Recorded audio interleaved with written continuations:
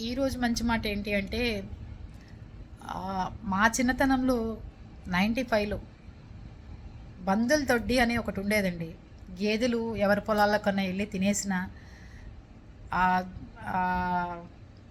పంటకొచ్చే టయానికి గేదెలు వెళ్ళి తినేస్తే కర్రలతో చుట్టూ కట్టి ఊరు మధ్యలో దాంట్లో తీసుకెళ్ళి పెట్టేవాళ్ళు అనమాట. తప్పు కింద ఆ రైతు వచ్చి, ఆ గేదెల రైతు వచ్చి ఆ డబ్బు కట్టి ఏదైతే పొలం తిందో ఆ డబ్బులు చెల్లించేసి ఆ గేదెలను తీసుకెళ్ళేవాడు.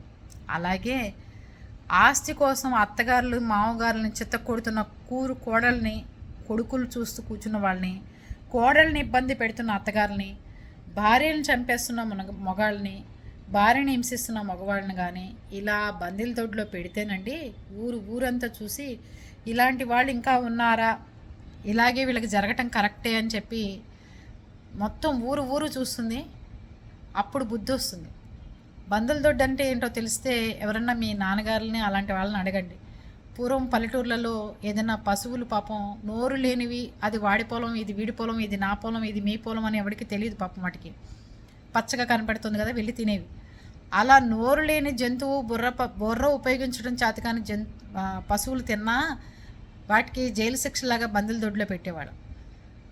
మామగారు ఆస్తి 10 ఎకరాలు కూతుర్లకు పనిచేస్తారేమో అని చిత్తకొట్టిన కోడల్ని ఎట్లాంటి దాంట్లో పెట్టాలి? ఆవిడని అర్జెంటుగా ఉద్యోగం నుంచి కూడా తీసేయాలి. ఓకేనా?